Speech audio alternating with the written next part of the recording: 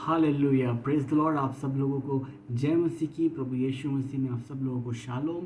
और एक बड़े ही खूबसूरत वचन को लेकर आज हम लोग बात करने जा रहे हैं, सीखने के लिए जा रहे हैं। और ये हमें मिलता है लूका की पुस्तक में, उसके 18 अध्याय के अंदर। जब हम इसमें दो प्रकार के व्यक्ति जो हैं देखते हैं, और उसमें हमें उनके बारे में देख कर कई बातों को सीखने के लिए मिलता है। पहली बात जब हम लोग देखते हैं, पहला इंसिडेंट जो है वो है लूका 18, और उसका 18 से जब हम शुरू करते हैं तो बाइबल में इस प्रकार से लिखा है कि किसी सरदार ने उससे पूछा, हे उत्तम गुरु, अनंत जीवन का अधिकारी होने के लिए मैं क्या करूं? ये व्यक्ति प्रभु यीशु मसीह के पास आता है, और ये बहुत धनी है। आगे जाके हमें इसके बारे में अभी पता चलेगा, लेकिन अभी आपको मैं बता रहा हूँ कि अब यीशु के पास आके इस सवाल को कर रहा है कि मैं अनंत जीवन पाने के लिए क्या करूँ, इटर्नल लाइफ के लिए मैं क्या करूँ। यीशु उस व्यक्ति को जवाब देते हैं। 19 पद में लिखा है, तू मुझे उत्तम क्यों कहता है? कोई उत्तम नहीं, केवल एक, अर्थात परमेश्वर। 20 में वो कहता है, तू आज्ञाओं को तो जानता है।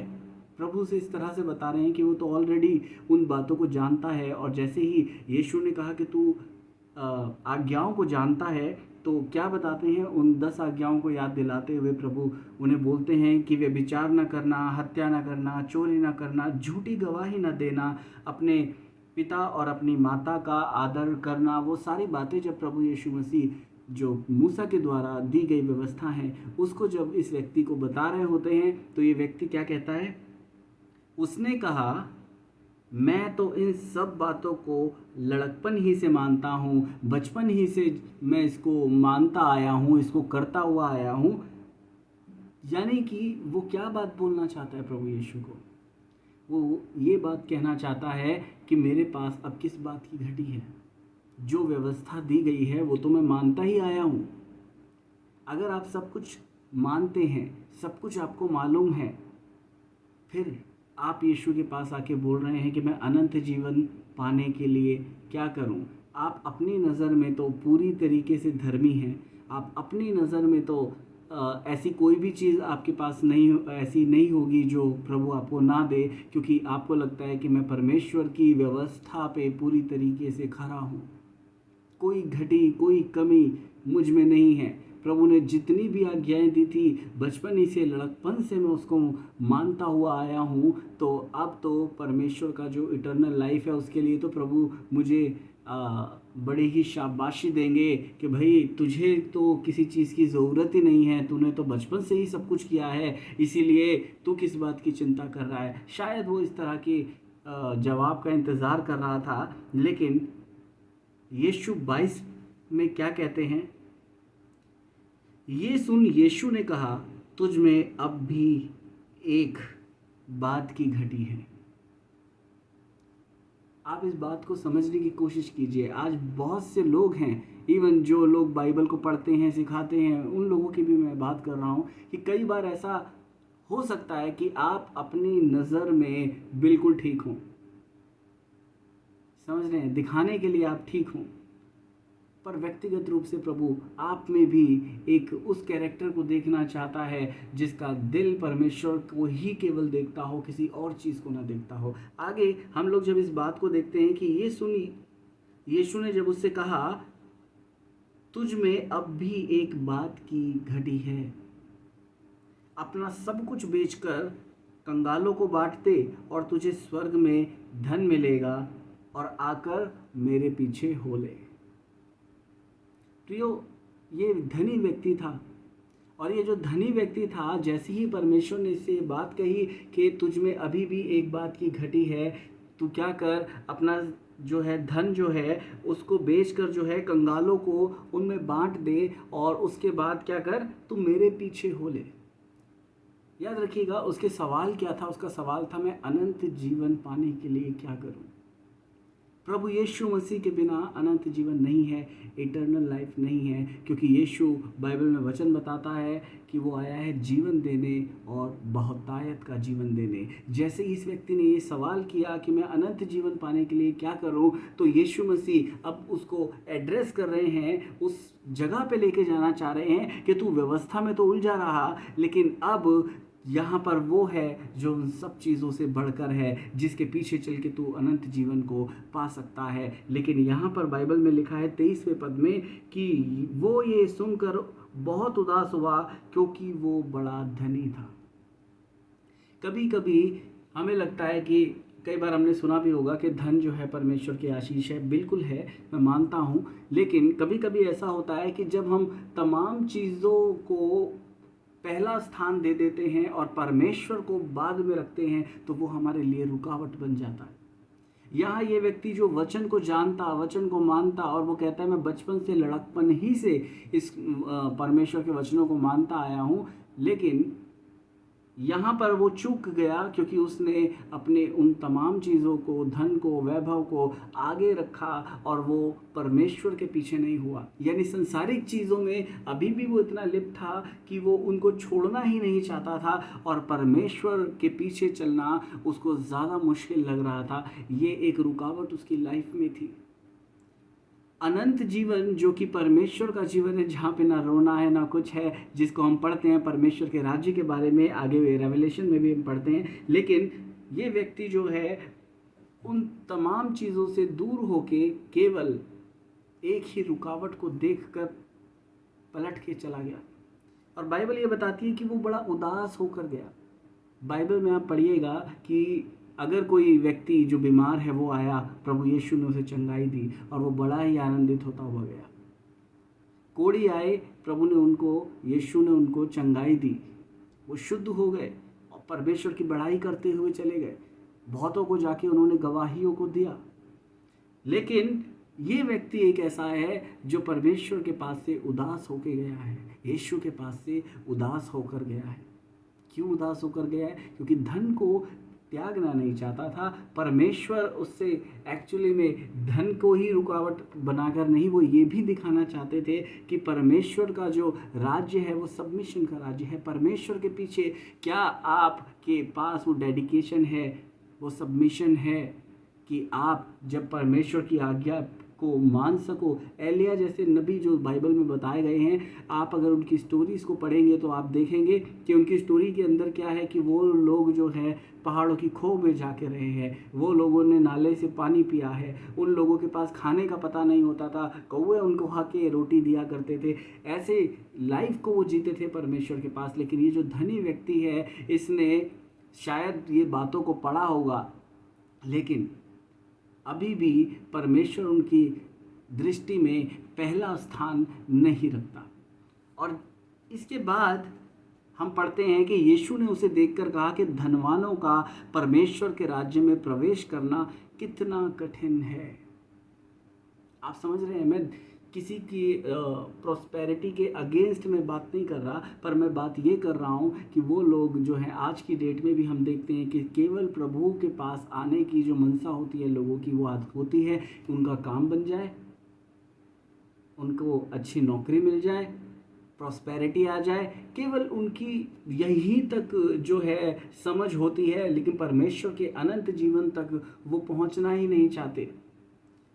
पर इस बात को देखकर प्रभु यीशु मसीह जब कह रहे हैं कि धनवानों का परमेश्वर के राज्य में प्रवेश करना कितना कठिन है ना।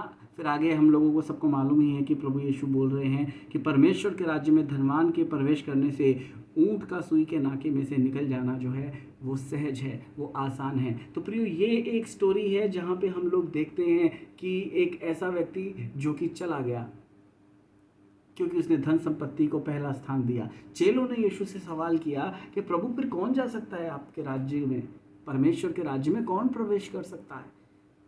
और जिन्होंने छोड़ दिया है आपके लिए ये सब कुछ, उनको फिर मिलेगा क्या? मैं इसको पढ़ देता हूँ। 28 में लिखा है कि पतरस ने कहा, देख हम तो घर बार छोड़कर तेरे पीछे हो लिए हैं। 29 में लिखा है यीशु क्या कहता है, उसने उनसे कहा, मैं तुमसे सच सच कहता हूँ कि ऐसा कोई नहीं जिसने परमेश्वर के राज्य के लिए घर या पत्नी या भाइयों या माता पिता या बाल बच्चों को छोड़ दिया हो और इस समय कई गुना अधिक ना पाए और आने वाले युग में अनंत जीवन, ये सब उनके लिए मिला है, ये सब उनके लिए रखा है जो परमेश्वर के लिए त्याग का जीवन जीते हैं, जो परमेश्वर के पीछे चलते हैं। वो किसी भी चीज़ से, किसी भी परिस्थिति से हटते नहीं, किसी भी चैलेंज से मुड़ नहीं जाते वो कि नहीं हमें ये करना ही नहीं है। वो अपने ही क्या बोल सकते हैं आप कि उस एरिया से बाहर ही नहीं निकलना चाहते, अपने कंफर्टेबल एरिया से बाहर ही नहीं निकलना चाहते। वो चाहते हैं कि सब कुछ उन्हें इसी में मिल जाए। ये एक कारण था कि वो जो व्यक्ति, जो एक धनी व्यक्ति था, प्रभु यीशु के पास आया, अनंत जीवन की खोज में आया। लेकिन अनंत जीवन की जब बात प्रभु यीशु ने कही कि धनवान अपने धन को तो तू कंगालों में बांट दे और आके मेरे पीछे हो जा, वो ये कार्य नहीं कर सका क्योंकि उसकी रुकावट वही धन था। इसी के अपोजिट हम एक और स्टोरी को देखते हैं 19वें अध्याय में। यहाँ पे एक चुंगी लेने वाले जक्कई के विषय में है, जो कि अब्राहम ही के वंश से है, परमेश्वर के वचन को जानता है, लेकिन बावजूद उसके वो उस काम को कर रहा है जो परमेश्वर के वचन के खिलाफ है। यहाँ पे लिखा है, 19 अध्याय पढ़ रहा हूँ। वो यरीहो में प्रवेश करके जा रहा था, वहाँ जक्कई नामक एक मनुष्य था। तो जब यीशु यरीहो से जा रहे थे तो जक्कई नामक एक मनुष्य वहाँ था जो चुंगी लेने वालों का सरदार था और धनी था। चुंगी लेने वाले ही इतने धनी होते थे तो ये तो उनका सरदार था। देखिए, ये भी धनी व्यक्ति और अभी जो हमने पढ़ा वो भी एक धनी व्यक्ति। और यहाँ पे हम क्या देख रहे हैं, 3 में लिखा है वो यीशु को देखना चाहता था। इसकी इच्छा थी प्रभु यीशु को खोजना, देखना कि जिसकी चर्चा मैंने सुनी है मैं उसको देखूं तो सही वो कौन है। लिखा है कि वो यीशु को देखना चाहता था कि वो कौन सा है, परंतु भीड़ के कारण देख न सकता था क्योंकि वो नाटा था, हाइट से छोटा था, तो वो देख नहीं पा रहा था भीड़ के कारण। तब उसको देखने के लिए वो आगे दौड़कर एक गूलर के पेड़ पर चढ़ गया। इच्छा क्या है? यीशु को देखना। और उसको देखने के लिए उसका एफर्ट दिखाई दे रहा है, वो भाग रहा है, एक जरिया ढूंढ रहा है और उसको मिलता है एक गूलर का पेड़ जिस पे जाकर वो चढ़ गया, क्योंकि यीशु उसी मार्ग से जाने वाला था। अभी आया नहीं है, जाने वाला था। चढ़ा भी होगा, इंतज़ार भी किया होगा वहाँ पे टंगे टंगे बैठे बैठे, जो भी था। 5 में लिखा है, जब यीशु उस जगह पहुंचा तो ऊपर दृष्टि करके उसने कहा, हे जक्कई, झट उतर आ, क्योंकि आज मुझे तेरे घर में रहना अवश्य है। प्रियो, मैं एक बात आपको याद दिलाना चाहता हूँ। जिन लोगों का प्रभु यीशु मसीह से मुलाकात करने का मन होता है, उसके पास उसका हृदय बार बार प्रभु यीशु की तरफ खींच रहा होता है। आप इस बात को जानते हैं, पिता जो है प्रभु यीशु के पास उसको लेकर आ रहे होते हैं। आप जब यूहन्ना के अध्याय को अगर आप पढ़ेंगे तो वहाँ पे नतनएल नामक एक व्यक्ति था जिसको फिलिप्पुस जाके प्रभु यीशु के बारे में बताते हैं, और वो कहता है कि नासरत से भी क्या कोई भली वस्तु निकल सकती है। लेकिन जब वो यीशु के पास पहुँचता है तो यीशु जो है उसको बताते हैं, उससे बातचीत करते हैं, और जब यीशु, वो अचंभित हो जाता है कि यीशु को कैसे पता, तो वो कहता है, इससे पहले कि फिलिप्पुस ने तुझे बुलाया, जब तू अंजीर के तले था, मैंने तुझे देखा था। तो जब भी किसी की इच्छा होती है प्रभु के पास जाना, परमेश्वर उनको देख रहे हैं। मैं ऐसा नहीं कह रहा कि औरों को नहीं देख रहे, लेकिन उन पर उसकी खास तरह से दृष्टि होती है। और हम आगे क्या देखते हैं कि जब यीशु उससे बात कर रहा है, उसका नाम लेके पुकार रहा है और कह रहा है कि मुझे तेरे घर में उतर आना, आज उतरना है, तेरे घर में रहना है, तो इस बात से बहुत सारे लोग हैरान, कभी, क्योंकि जक्कई व्यक्ति मिला ही नहीं यीशु से, और यीशु उसका नाम लेके बात कर रहे हैं, उसके घर में ठहरने के विषय में बात कर रहे हैं। 2 तरह के लोग यहाँ पे हो गए थे। एक कि ये तो चुंगी लेने वाला व्यक्ति है, पापी व्यक्ति है, और व्यवस्था इसके बारे में ठीक नहीं बात करती। ऐसे व्यक्ति के पास प्रभु यीशु कैसे रह सकते हैं, कैसे जा सकते हैं? और दूसरे तरह के व्यक्ति थे जो आप समझ सकते हो, जक्कई को मैं ले लेता हूँ, क्योंकि वो तो इस बात से बहुत ही उछल गया और आनंदित हो गया। बाइबल में क्या लिखा है, हम पढ़ते हैं। जब यीशु उस जगह पहुंचा तो ऊपर दृष्टि करके कहा, हे जक्कई, झट उतर आ, क्योंकि आज मुझे तेरे घर में रहना अवश्य है। वो तुरंत उतरकर आनंद से उसे अपने घर ले गया। बड़े आनंद से लेके गया है, राइट। ये देखकर सब लोग कुड़कुड़ाकर कहने लगे, वो तो एक पापी मनुष्य के यहाँ जा रहा है, उसके यहाँ पे उतर गया है। 8 में क्या लिखा है, क्योंकि देखो ये मकसद प्रभु यीशु मसीह जानते हैं। जब हम पढ़ेंगे लोगों को नहीं समझ आ रहा, लेकिन प्रभु यीशु मसीह जानते हैं। यहाँ पे क्या होता है, जक्कई ने खड़े होकर प्रभु से कहा, देखो यहाँ पे यीशु ने कुछ भी नहीं कहा, पहले व्यक्ति को कहा था कि तुझे क्या करना है, तुझे ये चीज़ें करनी है, क्योंकि उसका खुद का सवाल था कि मैं अनंत जीवन पाने के लिए क्या करूं। तो प्रभु ने बता दिया क्या कर, पर उससे नहीं हुआ। यहाँ पे यीशु ने कुछ किया ही नहीं, उसने सिर्फ इतना ही कहा कि मुझे जक्कई तेरे घर में आज रहना है, ठहरना है। उतरा या आनंद के साथ यीशु को ले गया, और लिखा है कि जक्कई ने खड़े होकर प्रभु से कहा, हे प्रभु देख, मैं अपनी आधी संपत्ति कंगालों को देता हूँ। क्या यीशु ने बोला है दे? अपने आप दे रहा है। पहले वाले व्यक्ति को जब कहा प्रभु यीशु मसीह ने धनी व्यक्ति को कि तू अपनी धन जो है कंगालों को बांट दे, तो क्या उस व्यक्ति से हुआ? और यहाँ यीशु को कहना भी नहीं पड़ रहा, लेकिन अपने आप ही परिवर्तन, ट्रांसफॉर्मेशन उसके अंदर से हो रही है। और हम क्या देख रहे हैं, बाइबल में लिखा है कि जक्कई ने खड़े होकर प्रभु से कहा, है प्रभु देख, मैं अपनी आधी संपत्ति कंगालों को देता हूँ, और यदि किसी का कुछ भी अन्याय करके लिया हो, जबरन लिया हो, तो उसे 4 गुना फेर देता हूँ, वापस लौटा देता हूँ। और उसने दिया भी। आप देख रहे हैं, ये है बदलाव। और जब ये हो गया, तो अब है यीशु का इस घर में आने का मकसद क्या था, अब यहाँ पे रिवील हो रहा है। 9 में यीशु कह रहे हैं, तब यीशु ने उससे कहा, आज इस घर में उद्धार आया है। आप अपने हर एक बात से परमेश्वर को महिमा दो। यहाँ इस व्यक्ति के पास धन था, इसने धन से परमेश्वर की महिमा को किया, लेकिन इसने पहला स्थान परमेश्वर को दिया। अपने आप ही वो बदलाव उसके अंदर आने लगा जो प्रभु चाहता है। और बाइबल में लिखा है, इसलिए कि ये भी अब्राहम का एक पुत्र है, क्योंकि मनुष्य का पुत्र खोए हुओं को ढूंढने और उनका उद्धार करने आया है। प्रियो, आज इस घटना से मैं आपको बता रहा हूँ, ये व्यक्ति जो है आनंद कर रहा था। जक्कई अपना सब कुछ देने के बाद भी आनंद कर रहा था, और उस व्यक्ति ने कुछ भी नहीं दिया और उदास होकर चला गया और अनंत जीवन से भी रह गया।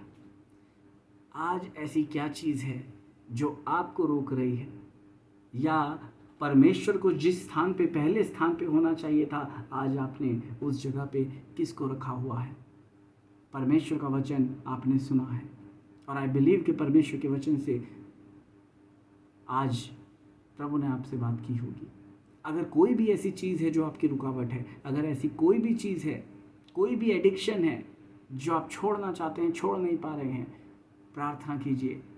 प्रभु जिस प्रकार से जक्कई के घर आए थे, पवित्र आत्मा के रूप में, आपके विश्वास के द्वारा प्रभु आपके साथ है, आपके भीतर है। परमेश्वर आपको नया बनने में मदद करेंगे, परमेश्वर आपको उन चीज़ों को छोड़ने में मदद करेंगे, क्योंकि जो मनुष्य से नहीं हो सकता वो परमेश्वर से हो सकता है। आप एक बार इच्छा कीजिए, परमेश्वर वो बदलाव आपके जीवन में करना चाहता है। मैं प्रार्थना करता हूँ कि प्रभु यीशु मसीह आज, अगर कोई अपने जीवन में बदलाव चाहता है, आपके पीछे चलना चाहता है, आपका अनुयायी बनना चाहता है, आपका अनंत जीवन चाहता है, तो प्रभु यीशु मसीह आपकी सहायता उन पर पहुंच जाए। पवित्र आत्मा आपकी सहायता उन पर पहुंच जाए कि वो अपने उन कठिन निर्णय को ले सकें और सच में आपके अनुयायी बन जाएं, आपके पीछे होने वाले बन जाएं। इनकी मदद करना यीशु मसीह के नाम से मांगते हैं, आमीन। God bless you. प्रभु आपको आशीष दे।